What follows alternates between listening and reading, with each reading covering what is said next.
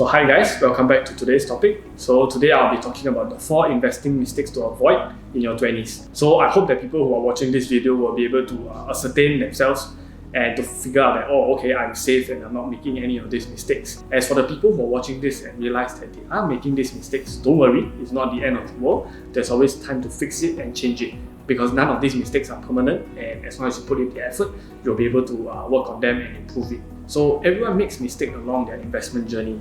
Doesn't matter whether you're an amateur or whether you're an experienced investor. Everyone goes through this journey and we all learn from it, and we will all come out being a better investor. So the first mistake that I'd like to go through is the most common mistake made by people around the world, and especially in their 20s, is not investing at all. So it's very simple to see that why it's such a common mistake or something that is not a common occurrence in Malaysia. It's because most of our parents don't teach us about investing or trading, and neither do the educational institutions teach you about this financial literacy. So it's normal for young people to have the misconception that investments are something you do when you are of an older age. It's something that's not necessarily useful, it's extremely risky, so why would I want to do it? You could lose your money. Some people will even have the mindset that, oh, I'm still young, I don't have to invest. What do I enjoy life first? I'm going to live a long time, might as well invest in the future. No, I have so much time later to do it. But the thing is, you have to realize there's always the opportunity cost. So there are even the other extreme of people that goes to saying, oh, I know you should live life to the fullest because you never know when you might die, and you should enjoy your life now while you can. Although there is certain truth to that, you should not completely splash all your cash and money around without having a financial goal for your future. Because take a look at this year, for example. If there's anything I learned from 2020 is that always be financially prepared for anything that could happen. Because when you're not well prepared, when a disaster like this COVID-19 situation strikes, you will not know what to do and not have the financial capability to bring you through this harsh time. So as I've always said, the biggest advantage of investing in your 20s is time. To put it into perspective, the money you invest in your 20s will be worth 4 times more than the money you invest in your 30s. So it may not seem like a huge amount when you're only putting in a small amount of money, but over the years, as you put in more money, having the money worth 4 times more really does make a lot of difference.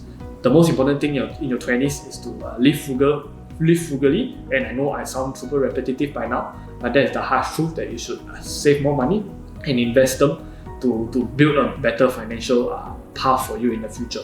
So the second mistake that I'll be going through is copying someone's investments. So I know that this concept and this term is very popular, especially on advertisements like eToro, where you can just copy someone's trade in someone's portfolio. So this is something that I guess most, or if not all of us, were guilty at one point of time in our investment journey, because we will just think that that's the easy way out, and we don't have to fully understand anything, and we just have to copy someone more successful or experienced in the industry.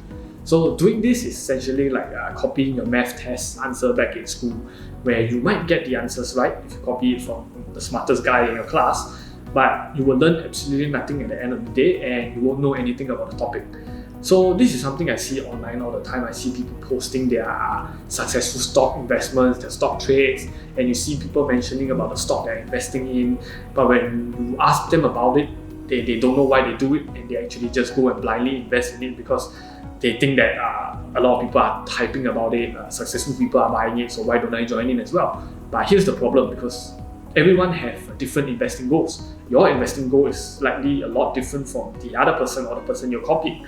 So your age is different, the resources you have is different, your risk tolerance is different. There is a lot of factors that will make the end result vary from person to person.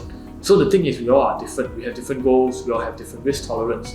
So for example, the person you're copying might be buying the stock with the amount of pocket money you have, and they're merely gambling for it because maybe it's only a 1% of their portfolio. But that same amount of money might be your few months expenses, few months savings, and it's something that you cannot risk losing. So these are all things that you have to take into consideration because it will affect your investments. The next thing when it comes to copying people is that you will only invest in companies that people are talking about, and you are not investing into companies that you fully understand. So what if the stock prices drop?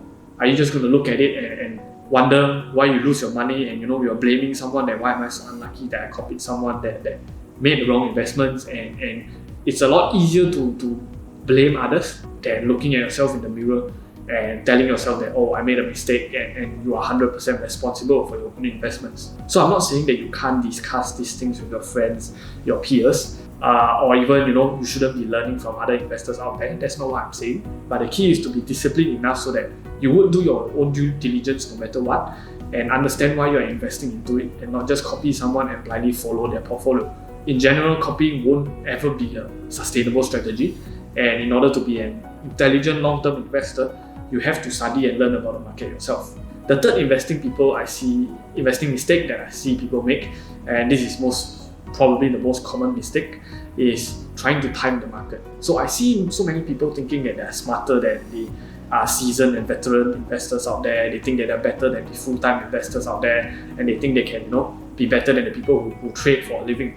So another issue that I see with that is that when people see that the market prices has dropped, they decide that it's a good time to buy, and then after that, let's say the market drops even more, what they do is they panic, they cut their losses, and then they sell their stocks at a loss, and then they're going to buy back in when the market continues dropping even further. But what ends up happening is that as soon as they sell, the market goes back up, and all of a sudden they regret their decision. Sounds familiar, doesn't it? I'm sure most people have experienced this sometime along their investing journey. That's why the most important thing to learn is that you have to be able to do the 10% of things that investors do, and be that 10% of investors and traders out there that successfully make money, and not like the other 90% of the market that is losing their money.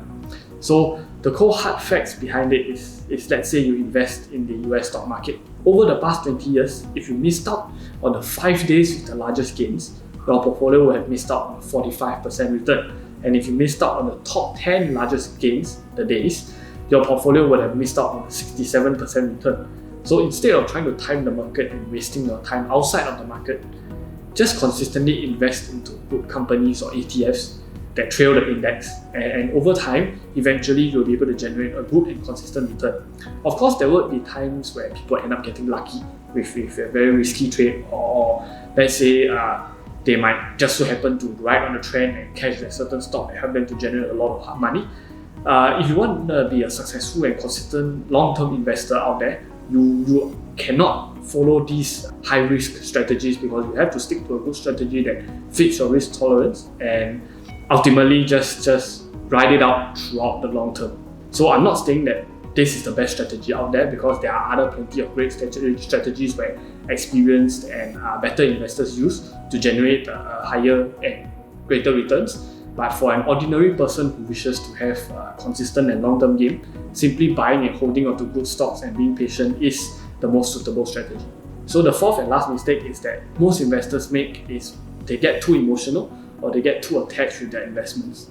So I agree this is usually a very tough one for people to overcome, even for myself, because there are a few things that will end up holding you back, and one of it is fear. So if you realize the fear of loss is naturally greater than the fear of gain. So we fear losing what we have, and will cloud our judgment to make the best decisions. That's why you can be mentally prepared when you invest, but when the prices go down, it's normal that most people irrationally panic and they start fearing losing of what they have, and they forgot about the strategy that they have put in mind before they invested. So you cannot let your emotions get the best out of you, and you have to trust the process of time. If you have your own trading or investment strategy, it's important to stick to it and not let your emotions take control of it. You have to stick to the plan that you come up with before going into the trade or going into the investment, and that way you will be able to stay disciplined and focused on making the right decisions. The next emotion that usually holds us back is ego, and sometimes we just refuse to admit that we made a mistake. So we end up holding on to a bad stock much longer than we should have, because we refuse to admit that we have made a mistake. So don't let that affect you. The stock price has no representation of you as a person. If you buy a stock, it does not mean that you're smart, and vice versa. All you can do is make the best decision based on the information available, and that's it. So in general, train yourself to look at things objectively, and when that happens, you'll be able to be less reactive towards the performance of your investments and end up being a more successful long-term investor. So with that being said, we've come to the end of the video. I wish you all luck with your investments, and please do leave a like for this video and subscribe to our channel, and also leave a comment down below for any other future videos you wish to see. So thank you for watching, and see you all in the next video. Bye bye.